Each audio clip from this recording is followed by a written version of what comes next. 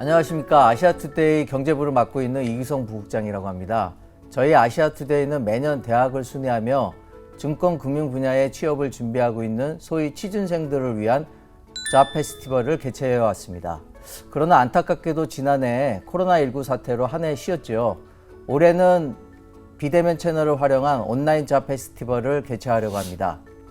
그 첫 번째 순서로 우리은행을 이끌고 있는 권광석 우리은행장님을 모시고 은행 분야의 취업 노하우를 듣도록 하겠습니다. 반갑습니다, 행장님. 안녕하세요. 우리은행 권광석입니다. 굉장히 바쁜 시간을 내주셔서 우선 감사드리고요. 예. 잠깐이지만 우리은행이 어떤 은행인지 잠깐 소개 좀 해주시겠습니까? 예, 우리은행은 대한민국에서 민족 자본으로 만든 최초의 은행입니다. 우리은행은 1899년에 고종 황제께서 내탕금 자금을 출자하셔서 만든 민족 최초의 은행이고요. 그때 일본의 개화기에 앞서 경제 수탈이 일어날까봐 고종 황제께서 하늘 아래 하나밖에 없는 은행이라는 대한천일은행을 만드셨고요. 사실상 대한제국의 중앙은행 역할을 했던 은행이 우리은행입니다. 그래서 대한천일은행이 상업은행 전신이고 저희들이 1997년 환란 당시에 상업은행과 한일은행이 대한민국의 IMF 이후에 대한민국의 기업이 근간에 무너질까봐 정부에서 12조 8천억의 공적 자금을 넣어서 대한민국 미래 기업의 근간을 유지하려고 한빛은행을 만들고 그 한빛은행이 지금 현재 우리금융그룹의 우리은행이 되어 있습니다.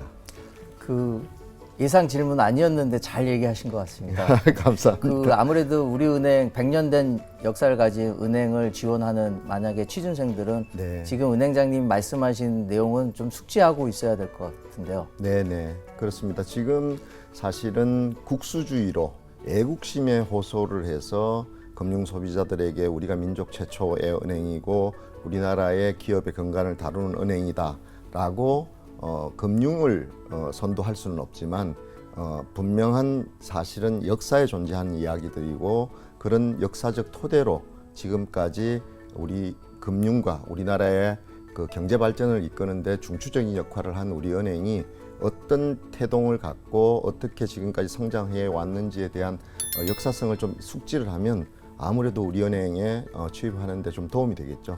네. 은행을 준비하는, 은행에 취업을 준비하는 준비생들 입장에서는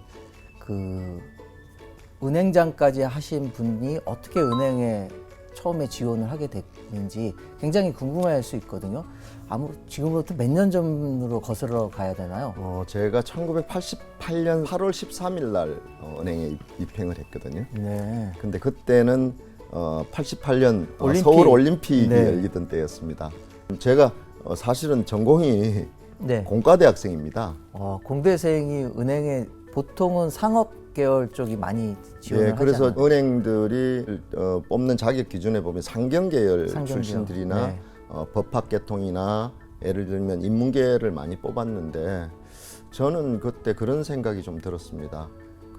이제 저를 어드바이스 해주는 분들이 금융은 산업의 혈류와 같다.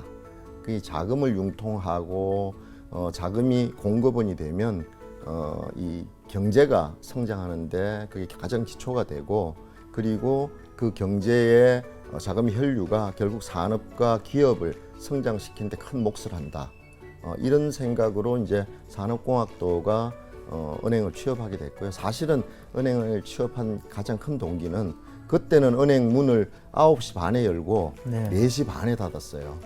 그래서 4시 반에 끝나는 줄 알고 사실 은행. 근데 실제로 준비나 이런 거를 은행을 위해서 이렇게 따로 준비하신 건 있으신가요? 그 당시에? 그때는 뭐 은행을 들어오려고 이제 딴 준비보다는 제가 이제 아무리 전공이 공과대학생이고 산업공학과가 우리가 흔히 말하는 통계 경영을 많이 하는 학과입니다. 그럼에도 불구하고 아무래도 재무제표나 경영, 경제 그리고 인문학적 소양이 부족할까봐 제 스스로 관련된 내용도 듣고 책도 많이 보고 평소에 이제 제가 이제 신문을 정독하면서 사회의 각종 이슈나 경제나 금융 전반에 대한 흐름을 놓치지 않으려고 굉장히 공부를 많이 했습니다. 그런데 그 습관이 지금까지 이어져서 아직도 신문을 정독하고 있고요. 그리고 은행에 들어와서 결국은 조직 구성원은 조직의 발전에 따라서 서로 동반 성장할 수 있습니다. 제가 그런 노력을 보이니까 조직에서도 저에게 MBA도 보내주고 뭐 이런 여러 가지가 있어서 성장하는데 굉장히 도움이 됐습니다. 당시에도 그 면접을 보셨을 거 아닙니까? 네, 그렇죠. 그 당시 저 면접관께서 어떤 질문을 하셨나요? 기억나는 게 있으신가요? 예, 제일 기억나는 건 있죠. 그러니까 예상한 질문이긴 한데 왜 이공계생이 그때만 해도 산업 전반에도 굉장히 화랑이고 그랬는데 소위 말하는 개별 기업이나 공장에 가지 않고 은행에 왔느냐, 그 질문이 지금도 제일 생각이 납니다. 어떻게 대답하셨나요? 준비된 대답이었는데요. 저는 그런 생각을 했습니다. 다 상경 계열이고 법학계통의 학생들이 오지만 은행의 업무라는 게 우리 경제 활동에 수반된 모든 형태의 업무들이 다 있습니다. 예를 들면 대출을 심사하는 심사역 입장에서는 재무제표만 잘 본다고 해결이 되지 않거든요. 그러면 예를 들면 산업계 전반적인 어떤 인식과 지식이 있으면 그 산업을 심사하는 데 훨씬 도움이 되니까, 그래서 제가 그런 대답을 드렸죠.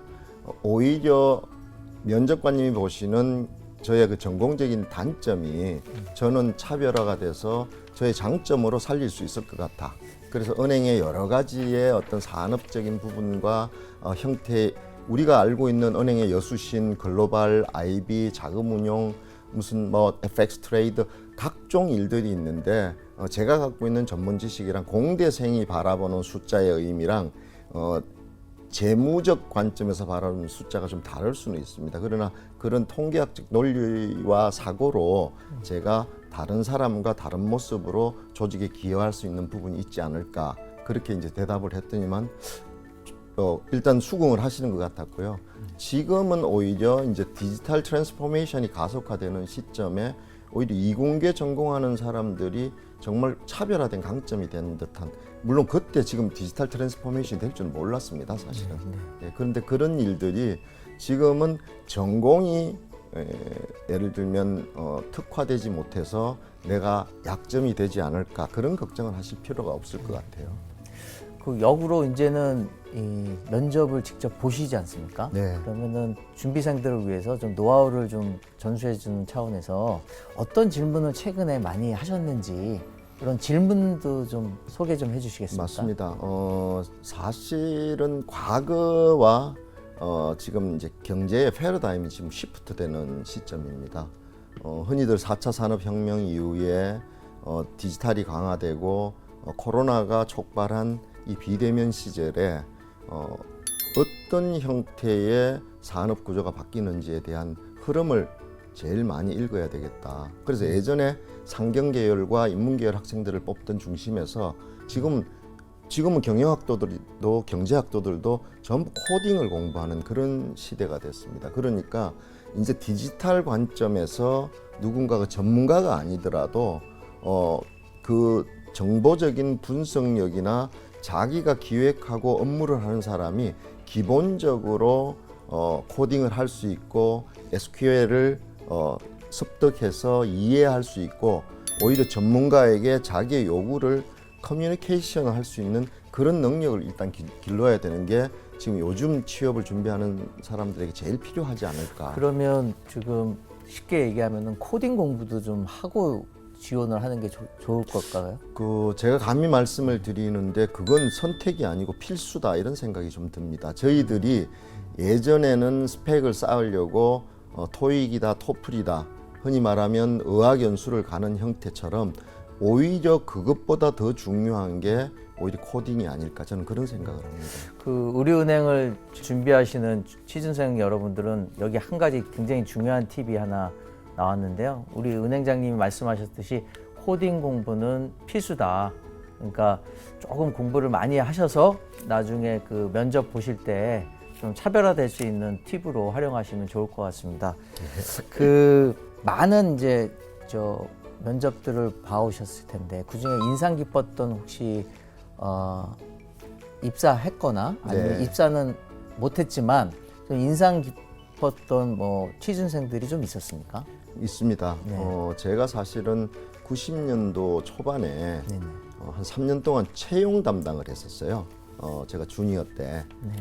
그때 보면 채용이 되고 난 이후에 연수 프로그램을 예를 들면 그때는 한 달쯤 가동을 했는데 합숙으로. 네네. 그럴 때도 자기 스스로가 남을 배려하고 타인도 존중을 하지만 리더십을 갖고 100명이 있으면 그 100명이 다 똑같지 않습니다. 높낮이가 다 다른데 제일 중요한 거는 인간관계를 과연 어떻게 해내는지. 실력에 대한 부분은 사실은 며칠 사이에 그게 나타나지 않지 않습니까? 업무를 해봐야 나타나는데 제일 중요한 거는 인적인 네트워크, 남들에게 배려하는 어떤 그 깊은 마음 씀씀이에 따라서 그분의 상대를 통한 자기의 어떤 그 돋보임 이런 게 저는 그런 후배들을 가끔 봤습니다. 그러면 지금도 이렇게 지원자들을 뽑아가지고 합숙도 하고 하나요? 합숙? 예, 지금 이제 코로나 때문에 비대면에서 뭐 여러 가지 행사도 하지만 모아서 OJT도 하고 그런 프로그램을. 근데 이제 앞으로 하반기가 되면 10월 이후에 되면 우리나라가 전체적으로 접종률이 어떻게 될지는 모르겠지만 더더욱 사실은 신입 행원들에게 기업의 DNA를 이식하고 기업의 철학과 여러 가지 경영 방침을 주려면 비대면이 갖는 한계는 좀 있습니다. 그래서 다른 업무적인 부분은 비대면으로 많이 해결을 하지만 처음 우리 은행에 들어와서 우리 은행에서 우리 은행원을 만들려면 결국 합숙훈련이 필요하지 않을까 저는 그렇게 생각을 합니다.